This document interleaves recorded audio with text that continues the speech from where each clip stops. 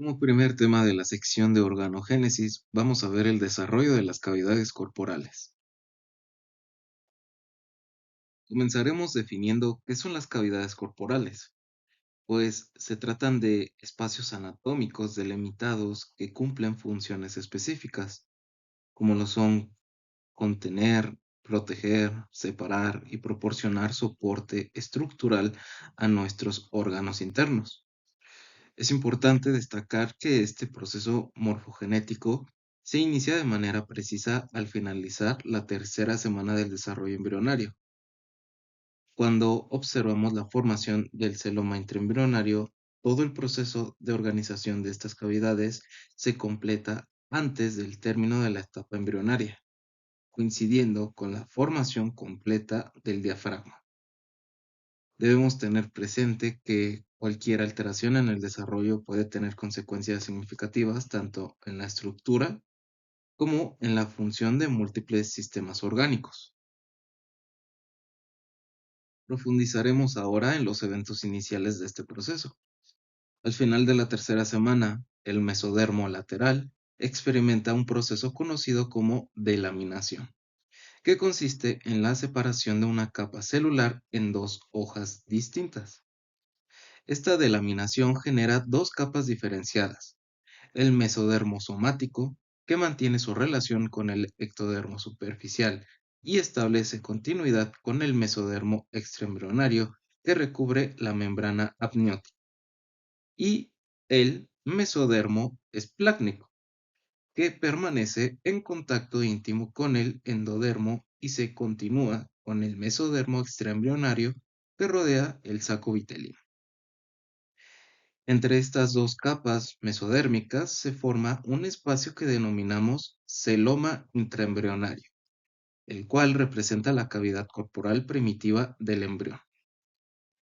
Es importante comprender la terminología específica. Cuando el mesodermo somático se asocia con el ectodermo suprayacente, formamos la somatopleura. Por otro lado, la unión del mesodermo esplácnico con el endodermo constituyen la esplacnopleura, que posteriormente formará el recubrimiento visceral de los órganos internos. Durante la cuarta semana, el embrión experimenta un proceso morfogenético crucial: el plegamiento embrionario. Este fenómeno ocurre simultáneamente en tres direcciones, cuáles son cefálica, caudal y lateral, transformando la configuración del disco embrionario trilaminar en una estructura cilíndrica tridimensional. Una consecuencia importante del plegamiento cefálico es la reubicación del corazón y su cavidad pericárdica hacia una posición ventrocaudal, es decir, hacia la parte anterior e inferior del embrión, ubicándose por delante del intestino anterior. En este contexto, debemos entender los mesenterios como estructuras de tejido conectivo de doble capa constituidas por peritoneo, que actúan como elementos de suspensión para los órganos digestivos y sus estructuras anexas de la futura cavidad peritoneal. Específicamente, el intestino medio y posterior quedan suspendidos por el mesenterio dorsal, que los conecta con la pared posterior de la cavidad peritoneal. En contraste, el mesenterio ventral sufre un proceso de degeneración en la mayor parte de su extensión, manteniéndose únicamente en la región terminal del esófago, el estómago y la primera porción duodenal. Como primera imagen tenemos la formación del celoma intraembrionario. En la imagen de la izquierda tenemos una vista dorsal de un embrión de la cuarta semana, es decir, nos encontraríamos alrededor del día 22 más menos un día. La línea punteada señala la posición y el trayecto del celoma intraembrionario a nivel del mesodermo. Estas flechas que están aquí señalan la continuidad del celoma intraembrionario con la parte extraembrionaria. Del lado derecho tenemos un corte transversal del embrión a nivel de la línea punteada señalada en la imagen de la izquierda. Podemos observar la delaminación del mesodermo lateral para formar el celoma intraembrionario. El mesodermo somático, en conjunto con el ectodermo suprayacente, tiene como destino formar la pared ventrolateral del cuerpo. Durante el proceso de plegamiento embrionario, observamos cómo los pliegues laterales del embrión convergen y se fusionan en la línea media ventral. Esta fusión es fundamental para el cierre completo de la pared ventral corporal y para conferir al embrión su característica forma cilíndrica definitiva. Este proceso de cierre representa un evento crítico en el desarrollo embrionario. Cualquier alteración en este proceso de fusión puede resultar en defectos congénitos de considerable gravedad, los cuales analizaremos en las siguientes diapositivas. Continuando con los esquemas de la formación del celoma intraembrionario, en la imagen A tenemos un corte sagital del embrión al final de la cuarta semana, es decir, por el día 26 más menos un día, que ilustra el plegamiento cefálico y caudal. En la imagen B tenemos un corte transversal del embrión representado en la imagen anterior, que muestra cómo la fusión de los pliegues laterales brinda al embrión una forma cilíndrica.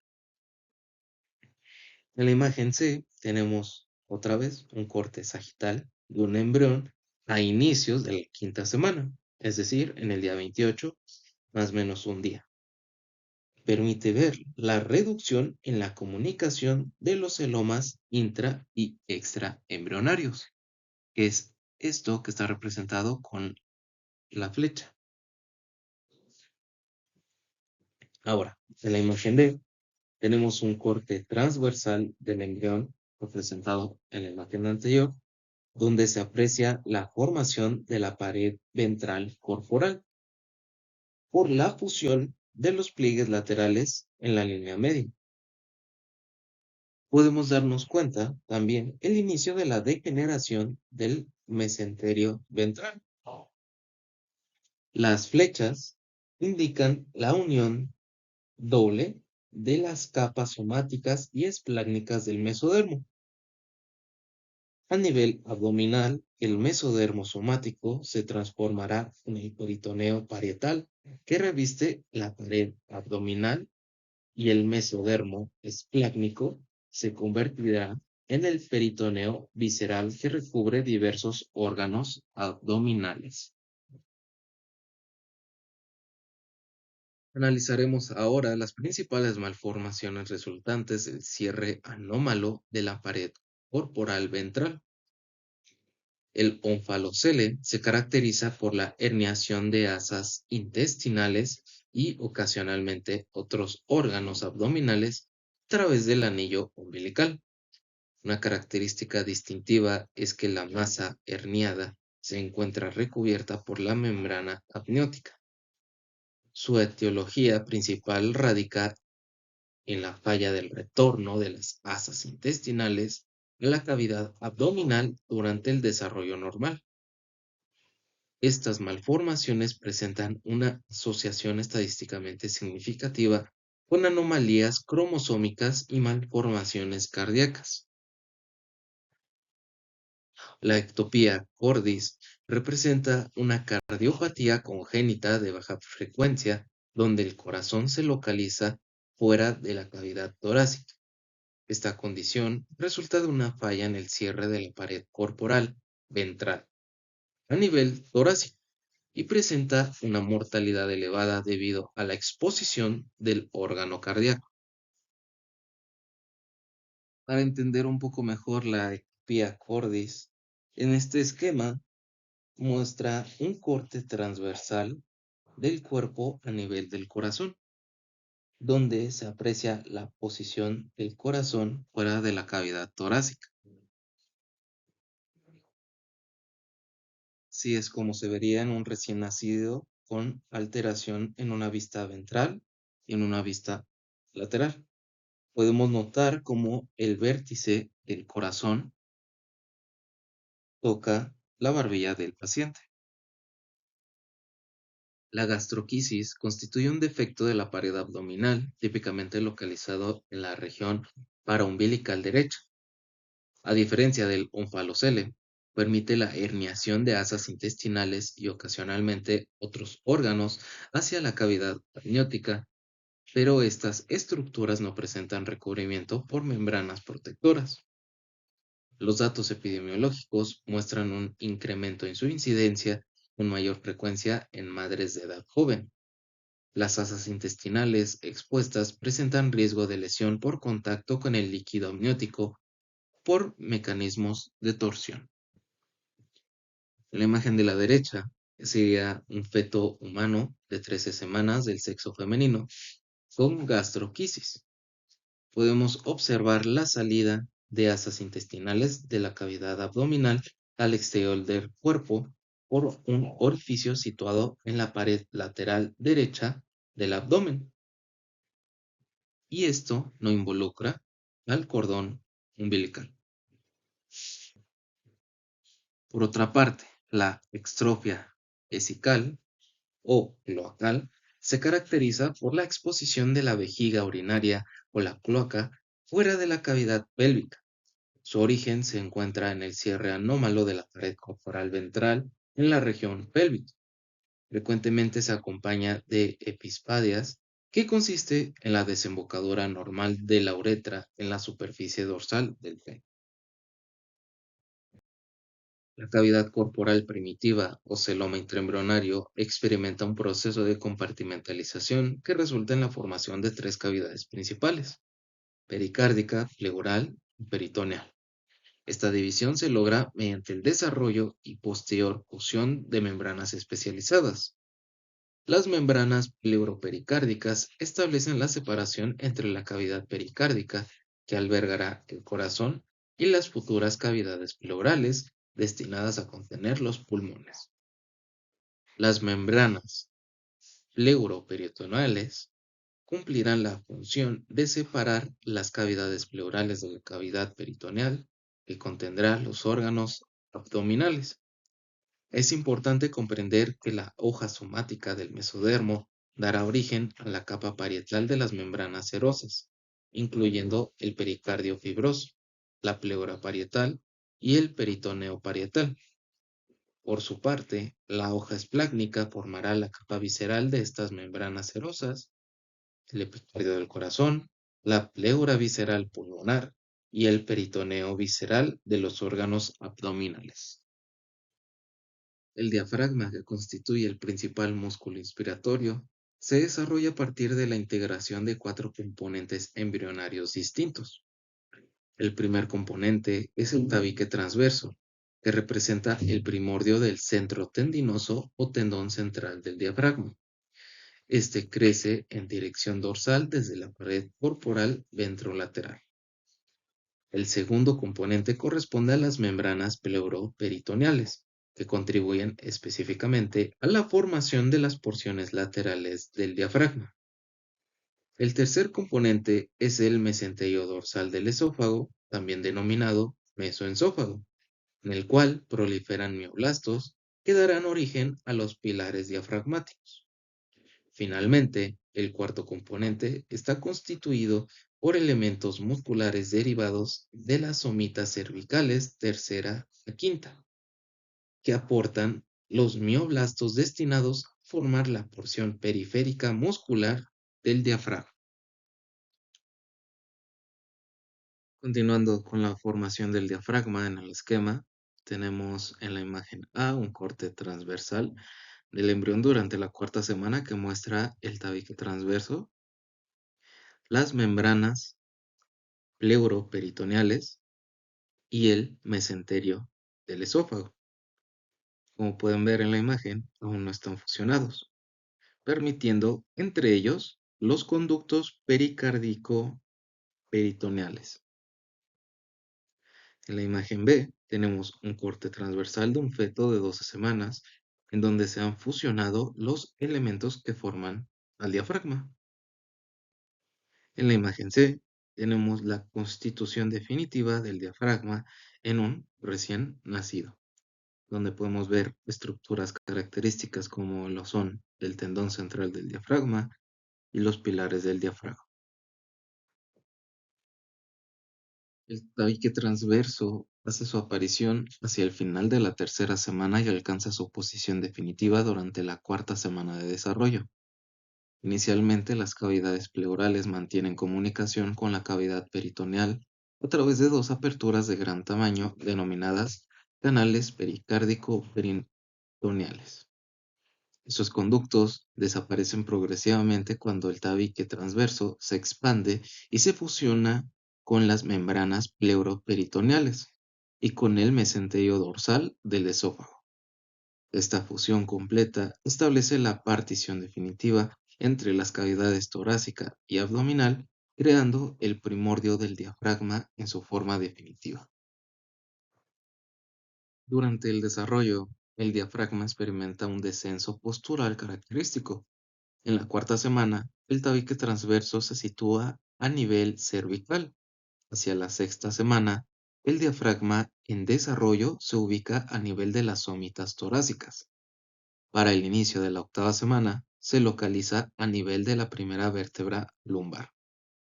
Este descenso relativo se debe al crecimiento diferencial, donde la porción dorsal del embrión, específicamente la columna vertebral, presenta un crecimiento más acelerado que la parte ventral. Respecto a la inervación, los mioblastos provenientes de las somitas cervicales tercera a quinta migran hacia el diafragma, llevando consigo sus fibras neurales que darán origen a los nervios frénicos. Los nervios frénicos, principalmente derivados del cuarto segmento cervical, con contribución del tercero y quinto, proporcionan tanto la inervación motora como sensitiva a la porción central del diafragma. El borde costal del diafragma recibe fibras sensitivas de los nervios intercostales inferiores, correspondientes a los segmentos torácicos quinto al undécimo y subcostales del duodécimo segmento torácico, debido a que esta porción se origina de las paredes corporales laterales. Las hernias diafragmáticas congénitas representan malformaciones frecuentes del sistema respiratorio y se asocian comúnmente con otras anomalías congénitas. Su etiología radica en el cierre incompleto de los conductos pleuroperitoneales, lo cual permite la herniación del contenido abdominal hacia la cavidad torácica. Esta situación puede causar hipoplasia pulmonar, término que describe el desarrollo insuficiente de los pulmones. La hernia posterolateral o de Bosch-Dallek constituye el tipo más frecuente, presentando el 90% de las hernias diafragmáticas congénitas. Presenta una localización predominante izquierda, debido a que el hígado en el lado derecho proporciona cierto grado de protección. Esta malformación permite que el estómago, intestino delgado, colon, vaso e incluso el hígado se hernien hacia el tórax, comprimiendo el pulmón del lado afectado y desplazando el corazón de su posición normal. La mortalidad asociada a esta condición es considerable, alcanzando aproximadamente el 50% de los casos. La hernia anterior o de Morgagni presenta una frecuencia menor, correspondiente al 2% de las hernias diafragmáticas congénitas. Se origina por un defecto en el cierre de la porción anterior del diafragma, generalmente en el lado derecho. Su contenido puede incluir una porción del aumento mayor, colon transverso o parte del hígado. La hernia hiatal se caracteriza por la herniación del estómago a través del hiato esofágico del diafragma hacia el tórax. Aunque constituye una anomalía de origen congénito, puede permanecer asintomática durante periodos prolongados y manifestar sintomatología únicamente en etapas tardías de la vida. En estas imágenes tenemos la hernia diafragmática de Bosch-Dallek, donde en la imagen A es el esquema de una vista ventral que permite ver el defecto a nivel diafragmático y el paso de asas intestinales al interior de la cavidad torácica. La imagen B es un esquema de un corte transversal a nivel del diafragma que muestra el orificio en su porción posterior izquierda. En la imagen C Es una fotografía de un feto de 18 semanas con este defecto.